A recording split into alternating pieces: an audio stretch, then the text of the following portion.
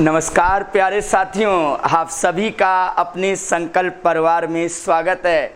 सभी लोगों को एक बार फिर से संकल्प परिवार में स्वागत किया जाता है। मैथ में कुछ नया सीखना और कुछ नया समझने के सफ़र में जिस प्रकार से हम अपने आप को कंटिन्यू आगे बढ़ाए हुए हैं, आइए उसी सफ़र में आज हम मैथ के मोस्ट इम्पॉर्टेंट टॉपिक परसेंटेज के सबसे इम्पॉर्टेंट क्वेश्चनों को सीखने जा रहे हैं। तो एक बार हो जाइए आप सब तैयार, एक बार अपने अपने पेन और कॉपी के साथ, क्योंकि आज हम परसेंटेज के बेसिक सभी इम्पॉर्टेंट क्वेश्चनों की बात करने जा रहे हैं। बेहद इम्पॉर्टेंट टॉपिक आपका परसेंटेज, जिससे आपके एग्जाम में क्वेश्चन आना ही आना है। और याद रखिएगा, आज की इस इंपॉर्टेंट क्लास में आपके एग्जाम में एक क्वेश्चन आना अनिवार्य ही अनिवार्य है। तो इसलिए सभी लोग तैयार हो जाएं, पूरी ईमानदारी से आज सभी क्वेश्चनों को समझेंगे और सभी क्वेश्चनों को सीखने का प्रयास करेंगे। और सफलता की रेस में बने रहने के लिए हमेशा कुछ ना कुछ नया सीखने का प्रयास करते रहना चाहिए। और उसी प्रयास में हम और आप एक बार फिर से इस क्लास को आगे बढ़ा रहे हैं और चीज़ों को सीखना प्रारंभ करते हैं। तो आइए शुरू करते हैं मैथ के एक मोस्ट इम्पॉर्टेंट बेसिक क्वेश्चनों को। तो किस प्रकार से क्वेश्चन हमारे एग्जाम में आते हैं, तो मिलिएगा अपने पहले सबसे सरलतम और इम्पॉर्टेंट क्वेश्चन से। क्या कहता है, आइए पढ़िएगा। कह रहा है एक ही आए, सॉरी देखिएगा यहाँ लिखा है एक ही आए, थोड़ा देखिएगा, एक ही आए कह रहा है ए की आय बी से 10% अधिक है। थोड़ा सा ध्यान से देखिएगा, कह रहा है ए की आय बी से 10% अधिक है, तो बी की आय ए से कितने प्रतिशत कम होगी। बहुत ही सिंपल से क्वेश्चन से प्रारंभ होता है। आइए एक बेसिक सी बात करते हैं, वो क्या कहता है ये बेसिक तरीके से समझ लेते हैं। वो कह रहा है ए की जो आय है वो कह रहा है बी से 10% अधिक है। कह रहा है ए की जो आय है वो बी से 10% अधिक है। अरे भैया बी का पता नहीं है और आप कह रहे 10% अधिक है। चलो हमने मान लिया बी की आय जैसे 100 है और उससे ये 10% अधिक है, तो कितना हो जाएगा 110। तो फिर वो पूछ रहा है, तो बताइए बी की आय ए से कितने प्रतिशत कम है। पूछ रहा है बताइए बी की आय ए से कितने प्रतिशत कम है। अरे भैया कितने प्रतिशत कम है, बात की बात, पहले आप बताओ कितना कम है। तो आप बोलोगे 10 बटे किस से, वो कह रहा है ए से, तो ए की कितनी है 110 और गुणा किसका करेंगे 100 का। तो आ जाओ 0 से 0 कटेगा और 11 से कटेगा 11 निम्मा 99 1 बटे 11। Very good. तो अपना राइट आंसर जो आ जाएगा वो राइट आंसर कितना आएगा 9 सही 1 बटे 11। लेकिन हम हर बार ये 100 नहीं मान सकते हैं, हम हर बार ये सब बातें नहीं कर सकते हैं। तो एक बहुत ही प्यारी सी लाइन याद रखिएगा, जब भी इस प्रकार से कोई प्रश्न आए, क्या जैसे ये बोला है ए की आय, जैसे यहाँ क्वेश्चन आया कि ए की आय बी से 10% अधिक है, तो बताइए बी की आय से कितने प्रतिशत कम होगी। तो इस प्रकार से जब भी हमारे सामने क्वेश्चन आएगा जिसमें एक दर दी जाएगी और दूसरी दर पूछी जाएगी, अगर हम याद रखें एक सार में, तो भाई साहब एक सिंपल सी लाइन याद रखिएगा। क्या आप कुछ नहीं करना, बस एक सिंपल सी लाइन याद रखिएगा, x बटे 100 प्लस x गुणे 100। एक बहुत ही सिंपल सी लाइन, सिंपल से पेपर के लिए एक सिंपल सी लाइन और सबसे इंपॉर्टेंट लाइन, क्या x बटे 100 प्लस x गुणे 100। यहाँ x बराबर क्या होता है, यहाँ x बराबर वही दर होती है जो आपको दी गई है। तो यहाँ उसने दर हमें कितनी दी है, कह रहा 10% अधिक है। तो आ जाओ सीधे यहाँ x जगह 10 रखेंगे, 10 बटे 100 प्लस 100 में 10 जोड़ेंगे 110 और गुणा किसका कर देंगे 100 का। तो आ जाइए 0 से 0 कटा और 11 से ही काटेंगे 11 निम्मा 99 1 बटे 11। Very good. अपना राइट आंसर जो आ चुका है, बस राइट आंसर की शुरुआत हो चुकी है और सीखना प्रारंभ हो चुका है। तो अपना राइट आंसर आएगा क्या 9 सही 1 बटे 11। Very good. तो बड़ी अच्छी सी एक लाइन, प्यारी सी लाइन हमने सुनी, क्या x बटे 100 प्लस x गुणे 100। तो आइए बात करते हैं इस लाइन पे हमारे एग्जामिनर किस किस प्रकार से क्वेश्चन घुमा के लाते हैं, लैंग्वेज बदल देते हैं। क्योंकि एग्जाम में क्वेश्चन को लगाना तो एक अलग मैटर है, बस एग्जामिनर द्वारा कही हुई लैंग्वेज को समझ पाना भी एक अलग मैटर है। तो सबसे पहले हम उनकी लैंग्वेजों को समझते हैं, किस किस लैंग्वेज में यहाँ पर हमसे क्वेश्चन पूछे जाते हैं। तो नेक्स्ट क्वेश्चन उसी प्रकार से सेम टू सेम क्वेश्चन बोला है। क्या बोला है कि मोहन का वजन सोहन से, कह रहा 20% अधिक है, तो सोहन का वजन मोहन से कितने प्रतिशत कम होगा। तो आपको पता है x बटे 100 प्लस x गुणे 100, x बटे 100 प्लस x गुणे 100, जहाँ x बराबर इस बार उसने कितना दिया है 20, तो रखिए आके जब आप रखोगे तो 20 बटे 100 में 20 जोड़ेंगे 120 गुणे 100, तो जब इससे ये कटेगा 6 बार और 6 से जब ये काटेंगे तो अपना आंसर आ जाएगा 16 सही 2/3। वेरी गुड, तो अपना राइट आंसर आ चुका है 16 सही 2/3। आशा करते हैं सरलतम सा क्वेश्चन आप सीखना प्रारंभ कर चुके हैं और अच्छी तरीके से इन क्वेश्चनों का आप रिवीजन भी कर रहे हैं। तो आइए इसी कड़ी को और आगे बढ़ाते हुए मिलते हैं नेक्स्ट क्वेश्चन से। और किस प्रकार से क्वेश्चन हमसे पूछा जा सकता है वो क्वेश्चन पढ़िएगा क्या कह रहा है। लैंग्वेज बदल के रख दी गई है लेकिन तरीका नहीं बदलना है, तरीका तो वही है जो हम कर रहे हैं। क्या कर रहे थे, उसने बोला है दाल की कीमत में 25% की वृद्धि हो जाने पर एक व्यक्ति उसकी खपत में कितने प्रतिशत कमी करे ताकि खर्च पूर्ववत रहे। कहने का मतलब यहाँ क्वेश्चन का सार आ रहा है ताकि खर्च पूर्ववत रहे।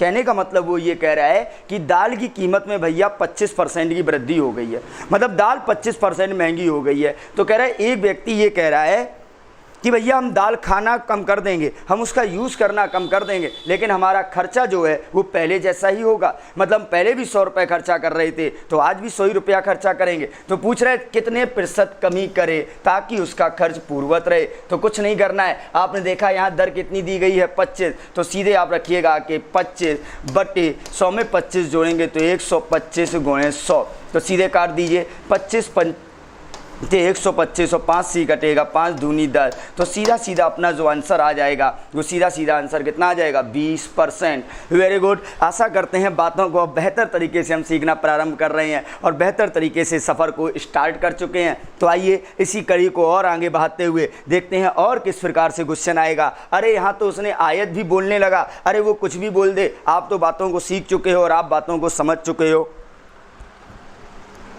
तो एक बार लगाइएगा क्या कह रहा है, एक आयत की लंबाई में कह रहा है 30% की वृद्धि कर दें।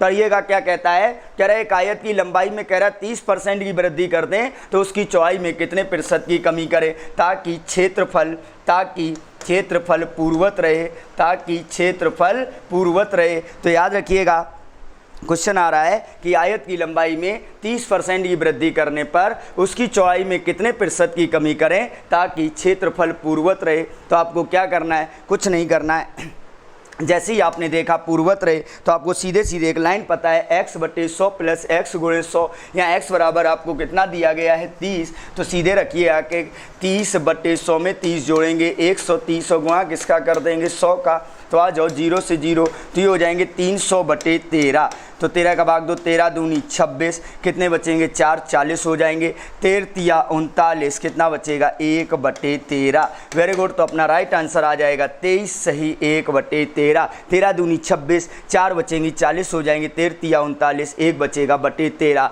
तो कहने का मतलब आपको कितने प्रतिशत कमी करनी पड़ेगी 23 सही 1 बटे 13।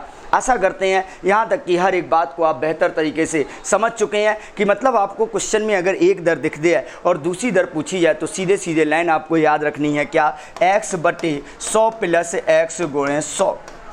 लेकिन यहाँ एक बात थोड़ा सा याद रखिएगा, यहाँ एक बात याद रखिएगा, हमें याद तो सिर्फ इसी को रखना है x बटे 100 प्लस x गुणे 100, परंतु हम क्वेश्चन के शब्दों के अनुसार हम अपने आप को बदल भी लेंगे। किस प्रकार से बदलेंगे थोड़ा सा सुनिएगा।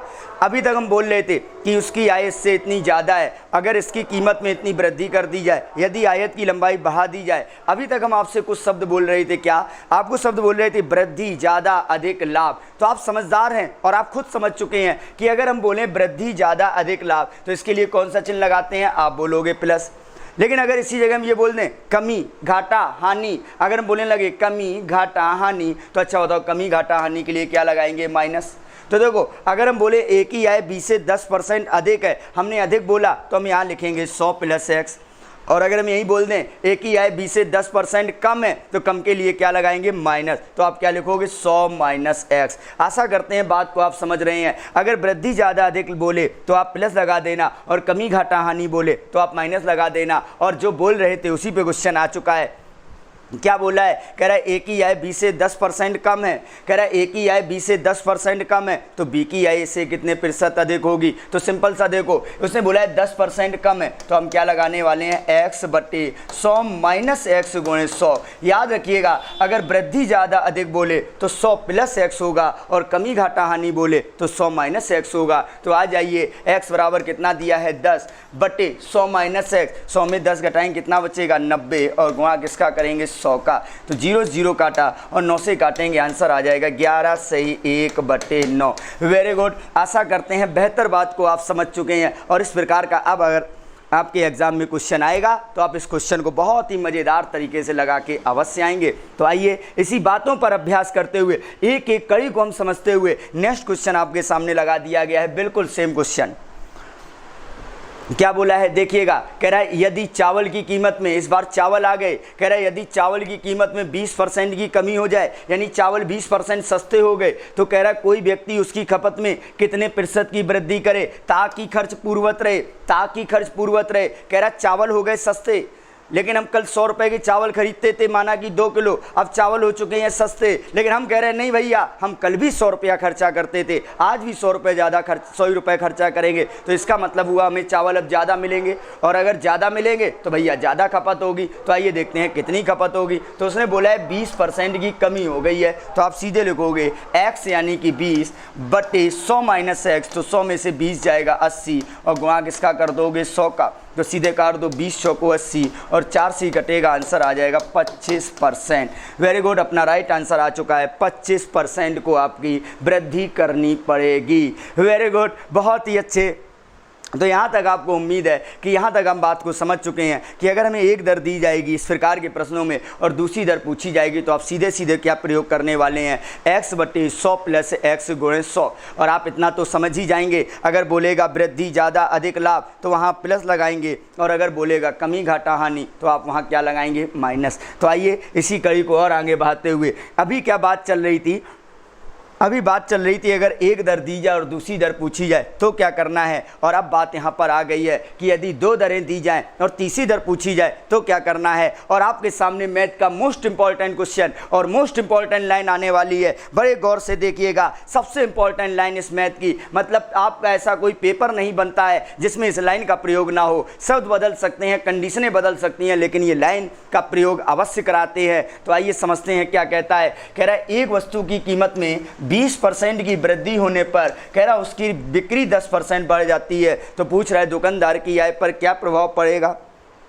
लेकिन उससे पहले यहाँ 2 दरें दी गई हैं और तीसरी दर पूछी गई है, क्या प्रभाव पड़ेगा। कह रहा है कि बताओ दुकानदार की सकल प्राप्ति यानी कि उसकी आय पर क्या प्रभाव पड़ेगा। 2 दरें दी गई हैं और तीसरी दर पूछी गई है, लेकिन आपको एक बात पता है, क्या आपको एक बात पता है, वृद्धि ज़्यादा अधिक लाभ। अब पता है वृद्धि ज़्यादा अधिक लाभ के लिए कौन सा चिन्ह चलता है, प्लस, और कमी घाटा हानि के लिए कौन सा चिन्ह चलता है, माइनस। उसने बोला है कि वस्तु की कीमत में 20% की वृद्धि यानी कि 20 प्लस के 20% है, और तो कह रहा है उसकी बिक्री 10% बढ़ जाती है, तो भाई सब प्लस के 10 है। तो पूछ रहा है बताओ उसकी सकल प्राप्ति पर क्या प्रभाव पड़ेगा। यानी कि 2 दरें दी गई हैं और आपसे तीसरी दर पूछी गई है। तो याद रखिएगा, जब 2 दरें दी जाएं और तीसरी दर पूछी जाए, बड़ी प्यारी सी एक लाइन, मैथ की सबसे इंपॉर्टेंट लाइन जो आप सबको आती होगी, और अगर नहीं आती तो अपनी कॉपी में नोट कर लीजिएगा कि x plus Y plus XY upon 100 most important line कही जा सकती है। ऐसा कोई पेपर नहीं जिसमें इस लाइन का प्रयोग नहीं। तो याद रखिएगा x plus Y plus XY upon 100, ये x और y क्या है, ये x और y वो दरें हैं जो आपको दी गई हैं। x और y क्या है, वो दरें हैं जो आपको दी गई हैं। कौन सी दरें, जैसे हमने मान लिया x बराबर 20 और y बराबर 10 है। बस आ जाओ यहाँ रख देते हैं, तो हम रख देंगे 20 प्लस 10 प्लस 20 गुणे 10 बटे 100। तो आ जाइए 0 0 0 0 और 10 और 20 हो जाएंगे 30 प्लस 2, तो 30 और 2 कितना हो जाएगा 32%। अब एक चीज़ और याद रखना, यहाँ में कमी होगी या वृद्धि ये हम नहीं बताएंगे, यहाँ में कमी होगी या वृद्धि ये हम डिसाइड नहीं करेंगे। ये डिसाइड कौन करेगा, ये डिसाइड करेगा आपका क्वेश्चन। ये डिसाइड करेगा आपका कुछ आंसर कैसे डिसाइड करेगा कि अगर आपका आंसर प्लस में आ जाए तो आप बोल देना वृद्धि या लाभ, और अगर आंसर आपका माइनस में आ जाए तो आप बोल देना कमी या घाटा। बात समझ रहे हो? जैसे यहाँ आंसर आया 32%, तो आप क्या बोलोगे? 32% की वृद्धि। वेरी गुड, आशा करते हैं बात को आप बेहतर तरीके से समझ रहे हैं। और यहाँ अपना आंसर जो आने वाला है वो आंसर कितना आने वाला है? 32% की वृद्धि। आपने सीखना प्रारंभ कर दिया है। यहाँ पर कुछ पॉइंट है जो आपको समझने हैं, तो आइए इन बातों को समझते हैं। क्या बातों को समझते हैं? जिस प्रकार से उसने अभी यहाँ बोला था कि कीमत में 20% की वृद्धि हो गई तो हमने लिखा प्लस के 20, तो कह रहा बिक्री 10% बढ़ गई तो हमने लिख लिया प्लस के 10, यानी कि 2 दरें दी गई थी, तीसरी दर पूछी गई थी, दोनों प्लस में थी तो हमने सीधे सीधे लगा दिया x + y + xy अपॉन 100। लेकिन अब यहाँ थोड़ा सा बात सुनिएगा, एक छोटी सी बात सुनिएगा। हो सकता है कल के दिन वो कमी भी बोलने लगे, और जब कमी बोलने लगे तो आप क्या लगाना पड़ेगा? आपको माइनस। तो एक बात सुनिएगा, देखो हमें याद तो इसी को रखना है, x + y + xy अपॉन 100। हमें याद तो इसी बात को रखना है कि x + y + xy अपॉन 100। लेकिन यहाँ एक छोटा सा पॉइंट सुन लीजिए क्या कि यहाँ वाला जो चिन्ह होता है, यहाँ पर जो चिन्ह लगते हैं ब्रैकेट के बाहर, एक छोटी सी बात सुनिएगा, जो ये ब्रैकेट के बाहर चिन्ह लगाते हैं यहाँ पर, ये ब्रैकेट के जो बाहर चिन्ह लगाया जाता है ये ब्रैकेट के अंदर के दोनों चिन्हों के अकॉर्डिंग ही लगाया जाता है। मतलब ब्रैकेट के अंदर जो दोनों चिन्ह होंगे उसी के अनुसार हम ब्रैकेट के बाहर वाला चिन्ह लगाएंगे। कैसे? देखो, जैसे यहाँ ब्रैकेट के अंदर पहला भी प्लस था और दूसरा भी प्लस था, जब ब्रैकेट के अंदर पहला भी प्लस था और दूसरा भी प्लस था तो ब्रैकेट के बाहर हमने क्या लगा दिया? प्लस।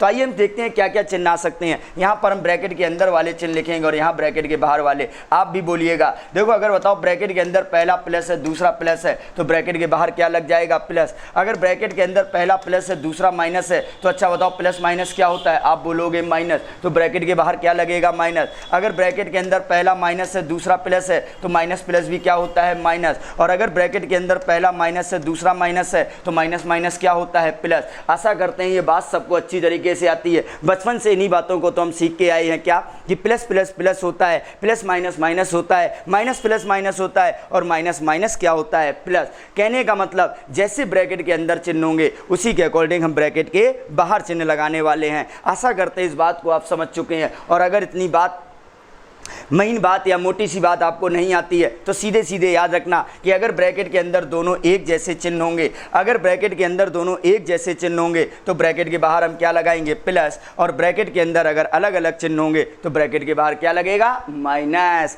Very good. और अगर बात समझ चुके हैं तो आइए इन बातों पर अब अभ्यास करने की बारी आती है। क्या कहता है थोड़ा सा देखिएगा। सेम क्वेश्चन कह रहा है कपड़े के मूल्य में 30% की वृद्धि होने पर, तो 30% वृद्धि है तो प्लस के 30, तो कह रहा उसकी बिक्री 10% कम हो जाती है, तो 10% कम हो जाती है तो माइनस के 10। तो पूछा है दुकानदार की सकल प्राप्ति पर क्या प्रभाव पड़ेगा? देखो, आपको x बराबर जैसे प्लस 30 दिया गया है और y बराबर माइनस 10 दिया गया है, तो आ जाइए x, तो x के बराबर है प्लस के 30, y की जगह है माइनस का 10। अच्छा बताओ, ये प्लस है यहाँ माइनस है, तो प्लस माइनस आप यहाँ क्या लगाओगे? माइनस 30 गुणे 10/100। उम्मीद करते हैं इस लाइन को लिखने में तो कोई समस्या नहीं आई होगी। 0 0 0 0 कट जाएंगे, 30 में से 10 जाएगा 20 माइनस 3 एकम 3, और 20 में से 3 जाएगा तो आपका आंसर क्या आ जाएगा? 17%। लेकिन क्वेश्चन उठा ये 17% क्या होगा? आप देख रहे हैं ये प्लस में आ रहा है तो आप बोलोगे 17% की वृद्धि।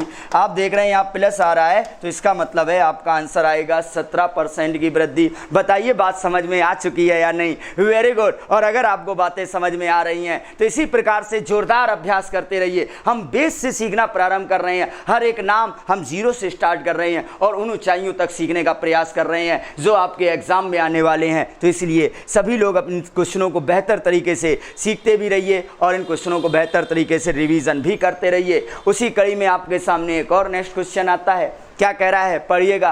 कह रहा आयत की लंबाई में 20% की कमी और कह रहा चौड़ाई में 10% की वृद्धि कर दी। अच्छा, कह रहा आयत की लंबाई में 20% की कमी कर दी है और कह रहा चौड़ाई में 10% की वृद्धि कर दी है। तो पूछ रहा बताओ क्षेत्रफल पर क्या प्रभाव पड़ेगा? 2 दरें दी गई हैं, तीसरी दर पूछी गई है। कह रहा पहले में 20% कमी है, दूसरे में 10% की वृद्धि है। पूछा बताओ क्षेत्रफल पर क्या प्रभाव पड़ेगा? तो मान लो x बराबर ये है और y बराबर ये है, रख दो आके। जब रखेंगे तो ये हो जाएंगे माइनस के 20 प्लस के 10।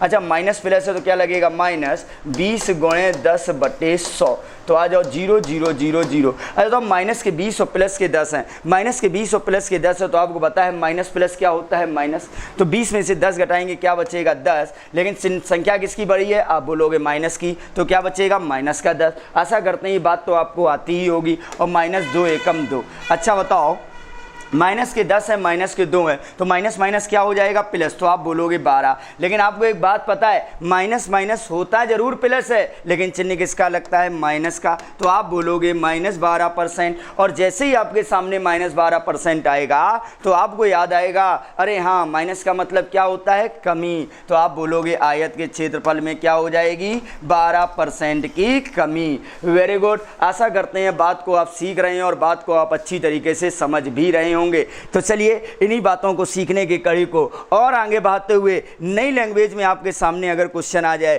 तो नई लैंग्वेज में क्वेश्चन कैसे आएगा, आपके सामने आ चुका है। पढ़िएगा क्वेश्चन क्या कह रहा है। क्वेश्चन कह रहा है एक संख्या को 10% कम किया जाता है और परिणामी संख्या को 20% फिर कम किया जाता है, तो पूछ रहा है अंत में क्या प्रभाव पड़ेगा।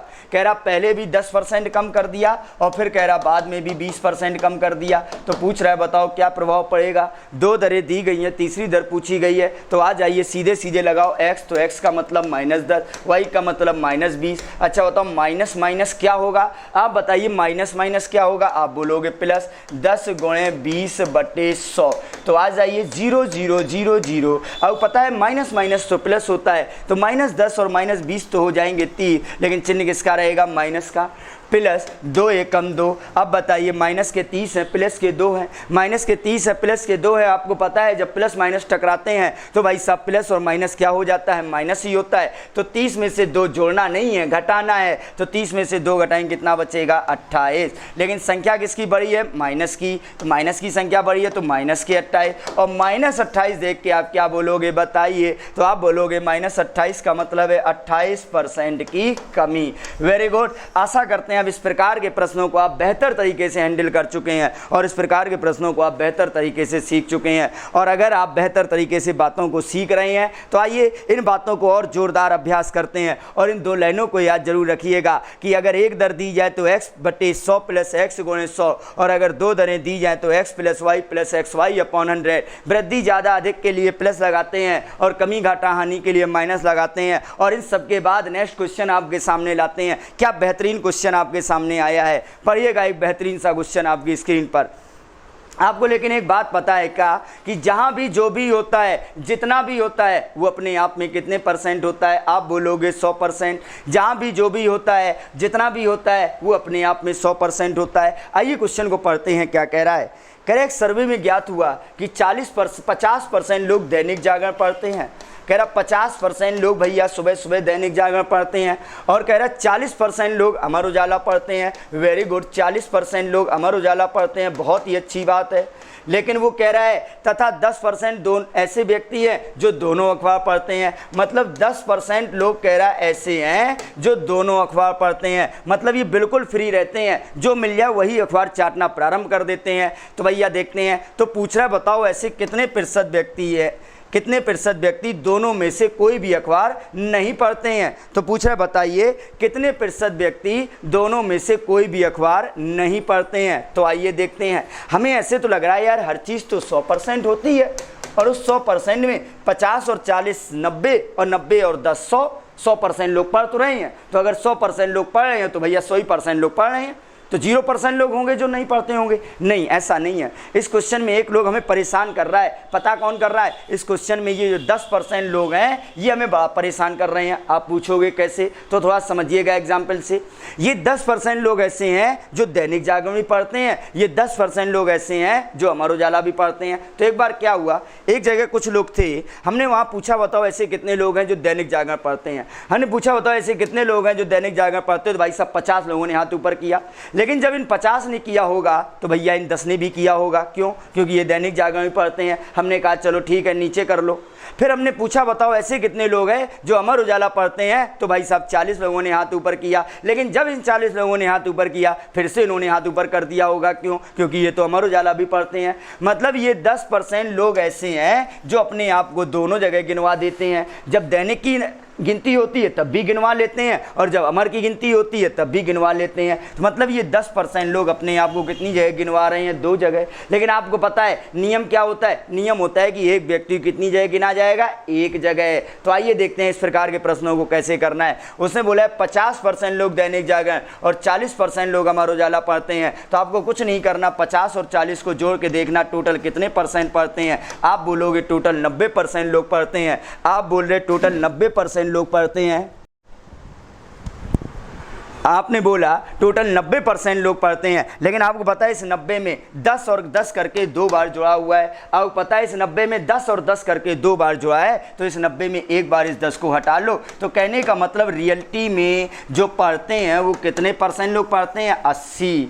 याद रखना, जहाँ रियलिटी अगर ये पूछा जाए कितने % लोग अखबार पढ़ते हैं तो आप बोल देना 80% लोग अखबार पढ़ते हैं। लेकिन उसने पूछा कितने % लोग अखबार नहीं पढ़ते हैं, तो हमें पता है पूरा परसेंटेज 100 का होता है, और 100 में अगर 80% पढ़ेंगे तो कितने % नहीं पढ़ेंगे, तो आप बताना 20% लोग नहीं पढ़ेंगे। आशा करते हैं बात समझ में आ चुकी है, और इस क्वेश्चन का आंसर कितना आएगा, 20%। तो आइए एक बार जल्दी से फिर से देखते हैं क्या किया उसने। बोला 50% लोग दैनिक जागरण, 40% लोग अमर उजाला, 10% दोनों। तो आपको पता है जो दोनों काम कर रही है 2 जगह गिन रही हैं, लेकिन एक व्यक्ति को 1 जगह गिना जाता है। तो आपको जल्दी से क्या करना, इन दोनों को जोड़ो 90, और इस 90 में 10 और 10 करके 2 बार है, तो इसलिए एक बार हटा दो। तो एक बार 10 को हटाया तो कितना आया, 80%। कहने का मतलब 80% लोग कुछ ना कुछ पढ़ते हैं। तो जब 80% लोग कुछ पढ़ेंगे तो बताओ कितने % नहीं पढ़ेंगे, आप बोलोगे 20% लोग कुछ नहीं पढ़ेंगे। आशा करते हैं बात अब समझ में आ चुकी है, और बात को हम सीख भी चुके हैं। और अगर बात को सीख चुके हैं तो इस बात पे एक और जोरदार अभ्यास हो जाए। देखते हैं क्या बोलता है क्वेश्चन।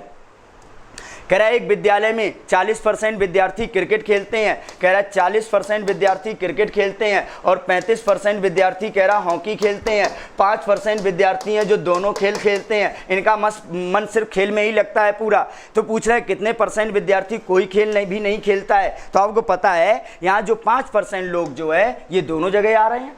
तो आपको कुछ नहीं करना, इन दोनों को जोड़ो। तो इन दोनों को जोड़ेंगे 75, और आपको पता है इस 75 में 5 और 5 करके 2 बार है, इसलिए एक बार 5 को हटा लो। जब एक बार 5 को हटाएंगे कितना बचेगा, 70%। अगर वो पूछे कितने % लोग खेलते हैं तो बताना 70% लोग खेलते हैं। वो पूछे कितने नहीं खेलते हैं तो भैया पूरा होता है 100 का, और 100 में 70 खेलते हैं, तो कितने नहीं खेलेंगे, तो आप कह देना 30% लोग कुछ भी नहीं खेलेंगे। आशा करते हैं बात समझ में आ चुकी है। अब इन क्वेश्चनों को एग्जाम में हवा में उड़ाने से कोई नहीं रोक पाएगा, और अगर रोके भी पाए तो देखते हैं नेक्स्ट क्वेश्चन क्या आया। वो क्वेश्चन तो समझ गए, लेकिन पिक्चर अभी याद रखिएगा बाकी है। क्वेश्चन में बदलाव हो चुका है, पढ़ लीजिएगा क्वेश्चन। मजेदार क्वेश्चन आ चुका है। हम मैथ को सीखना प्रारंभ कर चुके हैं और परसेंटेज को अपने कब्जे में लेना प्रारंभ कर चुके हैं। क्या कह रहा है वो, कह रहा है एक परीक्षा में 80% विद्यार्थी कह रहा है हिंदी में पास हो गए। बहुत ही अच्छी बात। कह रहा 80% विद्यार्थी कह रहा हिंदी में पास हो गए। कह रहा 50% विद्यार्थी कह रहा अंग्रेजी में पास हो गए। ये तो उससे भी अच्छी बात है। 80% विद्यार्थी हिंदी में पास हुए, 50% विद्यार्थी अंग्रेजी में पास हुए। कह रहा प्रत्येक विद्यार्थी किसी ना किसी एक विषय में अवश्य पास हुआ है। कह रहा प्रत्येक विद्यार्थी एक ना एक विषय में अवश्य पास हुआ है, परंतु कुछ विद्यार्थी दोनों विषयों में पास हो गए हैं, लेकिन कुछ ऐसे विद्यार्थी हैं जो दोनों विषयों में पास हो गए हैं। तो पूछ रहा है बताइए दोनों विषयों में कितने % विद्यार्थी पास हुए। तो पूछ रहा है बताइए दोनों विषयों में कितने % विद्यार्थी पास हुए। अरे अच्छा, देखते हैं। तो देखो हमें ज़्यादा नहीं आता, लेकिन एक बात पता है, इस दुनिया में जहाँ भी होता है, जो भी होता है, जितना भी होता है, वो अपने आप में कितने % होता है, 100%। हर चीज़ 100% होती है, ना 100 से कुछ ज़्यादा हुआ ना 100 से कुछ कम हुआ। तो आइए देखते हैं। उससे बोला है हिंदी पढ़ते 80%, 50% कह रहा अंग्रेजी में पास हैं। तो हमने कुछ नहीं किया, हमने कहा चलो ठीक है जोड़ के देखते हैं कितने % हो रहे हैं। तो जैसे ही हमने इन दोनों को जोड़ा तो 8 5 13, तो हमारा जैसे ही निकल के आया कितना, 130%। हमने जैसे ही जोड़ा हमारा निकल के आया 130%, और जैसे ही 130% निकल के आया हमें एकदम याद है, अरे ये कैसे हो सकता है। जब हर चीज़ अपने आप में 100% होती है, जब हर चीज़ 100% होती है, तो ये 100 से ज़्यादा क्यों निकल आया। तो भैया याद रखना, ये 100 से ज़्यादा इस वजह से निकल आया, ये 100 से ज़्यादा इस वजह से निकल आया क्योंकि जितना भी ये 100 से ज़्यादा है, क्योंकि जितना भी ये 100 से ज़्यादा है उतने % लोग दोनों काम करते हैं। तो अच्छा बताओ ये 100 से कितना ज़्यादा है, तो आप बोलोगे 30%। तो इसका मतलब दोनों विषयों में कितने पास हैं, आप बोलोगे 30%। आशा करते हैं बात को आप समझ चुके हैं, और अगर बात को आप समझ चुके हैं तो समझिए परसेंटेज की शुरुआत तो उसी पल होती है जब आवाज़ आती है क्या कि यदि इतने % बराबर इतना तो 100% बराबर कितना। तो तैयार हो जाइए, वो शायद आवाज़ आने ही वाली होगी। लेकिन उससे पहले अच्छा बताइए, अगर पूछा जाए दोनों विषयों में कितने पास हैं तो आप बता दोगे 30%। बताइए बात समझ में आई है या नहीं, और वेरी गुड। और अगर बात समझ में आई है तो अच्छा एक बार ऐसी ओरली आप लोग और बताइएगा। नेक्स्ट ऐसी हम क्वेश्चन बोल रहे हैं, सामने सुनिएगा, स्क्रीन पर ना देखिए। हम नेक्स्ट क्वेश्चन जैसे बोले कि एक विद्यालय में हमने बोला एक दफ्तर में, हमने बोला एक दफ्तर में 90% कर्मचारी चाय पीते हैं। हमने बोला 90% कर्मचारी चाय पीते हैं, जबकि 40% कर्मचारी कॉफ़ी पीते हैं। 90% कर्मचारी चाय पीते हैं और 40% कर्मचारी कॉफ़ी पीते हैं। प्रत्येक कर्मचारी कोई ना कोई एक चीज़ अवश्य पीता है, परंतु कुछ कर्मचारी ऐसे हैं जो दोनों चीज़ें पीते हैं। तो बताइए कितने कर्मचारी दोनों चीज़ें पीते हैं। तो आपने जैसे ही देखा 90 और 40 तो जोड़ा हो गया 130। याद आया यार होता तो 100 है, तो 100 से कितना ज़्यादा आया 30, और जितना ज़्यादा आया बस उतने ही % दोनों काम करते हैं। बात आप समझ चुके हैं, और अगर बात समझ चुके हैं तो इसी बात पे अब जाते हैं जोरदार तैयारी करते हुए, जोरदार एनर्जी के साथ मैथ को सीख रहे हैं हम। क्या कहता है, कह रहा है एक स्कूल में 70% विद्यार्थी हिंदी बोलते हैं। हाँ, हिंदी बोलना बहुत ही अच्छी बात है। कह रहा 70% विद्यार्थी हिंदी बोलते हैं, और कह रहा 40% विद्यार्थी कह रहा अंग्रेजी बोलते हैं। ये भी अच्छी बात है। कह रहा 70% हिंदी बोलते हैं, 40% अंग्रेजी बोलते हैं। प्रत्येक विद्यार्थी कोई ना कोई एक भाषा अवश्य बोलता है, अच्छी बात है। परंतु 60 विद्यार्थी ऐसे हैं, यहाँ लिखा है परंतु 60 विद्यार्थी ऐसे हैं। तो आज देखिएगा 60 विद्यार्थी ऐसे हैं जो दोनों भाषाएं बोलते हैं। तो बताइए स्कूल में कुल कितने विद्यार्थी हैं। थोड़ा सा बात को देखिएगा, उसने बोला है परंतु 60 विद्यार्थी ऐसे हैं जो दोनों भाषाएं बोलते हैं। तो पूछ रहा है बताइए कि स्कूल में कुल कितने विद्यार्थी हैं। अच्छा वो कह रहा है 60 व्यक्ति दोनों भाषाएं बोलते हैं। आप बताइए कितने % विद्यार्थी दोनों भाषाएं बोलोगे। आपने देखा 70% हिंदी है, 40% अंग्रेजी है, दोनों को जोड़ा तो 110। अरे 110 आया, इसका मतलब कितने % लोग दोनों काम कर रहे हैं। जितना भी 100 से ज़्यादा होगा उतने % दोनों काम करेंगे। आप बताओ ये 100 से कितना ज़्यादा है, आप बोलोगे 10%। अगर हम आपसे पूछें कि बताओ कितने % लोग दोनों भाषाएं बोलते हैं, तो आप बोलोगे 10% लोग बोलते हैं। अगर आपसे पूछें कितने % लोग दोनों भाषाएं बोलते हैं, तो आप बोलोगे 10% बोलते हैं। वो कह रहा है नहीं भैया, जो दोनों भाषाएं बोलते हैं वो कितने हैं, 60। हम कह रहे हैं 10% हैं, वो कह रहा है 60 है। हम गलत हो नहीं सकते, वो गलत कह नहीं सकता। यानी कि 10% बराबर कितना दिया गया, 60। जब 10% बराबर 60 दिया गया तो आपको एक बात पता है, जब इतने % बराबर इतना है, उसने पूछा है कुल कितने हैं, तो अब वही पुरानी सी लाइन आती है कि जब इतने % बराबर इतना तो 100% बराबर कितना। तो 100% बराबर क्या होगा, 60 गुणा कर देंगे 100 का और नीचे आ जाएगा 10, और इससे ही कटेगा, आंसर आ जाएगा 600। Very good. तो उस विद्यालय में जो टोटल विद्यार्थी हैं वो टोटल विद्यार्थी कितने आ गए, 600। Very good. आशा करते हैं बात आप बेहतर तरीके से समझ चुके हैं। हमने बोला कि 10% दोनों बोलते हैं, वो कह रहा है नहीं 60 दोनों बोलते हैं। यदि इतने % बराबर इतना है तो भैया टोटल तो 100% होंगे। तो 100% बराबर कितना होगा, 600। Very good. और अगर आज आप बातों को सीख चुके हैं, मज़ेदार चीज़ों को सीख चुके हैं, तो आइए इन मज़ेदार चीज़ों को अपनी और मंजिल की ओर आगे बढ़ते हुए मिलते हैं आज के अपने लास्ट क्वेश्चन से। इस लास्ट क्वेश्चन को आप सभी लोग उड़ा दीजिएगा, और उसके बाद अपनी इन क्लासों को अच्छे से दोबारा से भी रिवीजन जरूर करते रहिएगा। नेक्स्ट क्वेश्चन आपके सामने देखो क्या कहता है। कह रहा है एक दफ्तर में 72% कर्मचारी कह रहा है चाय पीना पसंद करते हैं। बहुत ही अच्छी बात है चाय पीना। फिर कह रहा है 44% कर्मचारी, जो कह रहा है कि 44% कर्मचारी कॉफ़ी पीना पसंद करते हैं। ये भी अच्छी बात है। कह रहा प्रत्येक कर्मचारी कोई ना कोई एक चीज़ अवश्य पसंद करता है, लेकिन 40 तो ऐसे हैं जो इसी जुगाड़ में रहते हैं कि कछू मिल जाए वो पी लेंगे हम। तो भैया 40 लोग ऐसे हैं जो दोनों चीज़ें पसंद करते हैं, उन्हें तो बस पीने से मतलब है।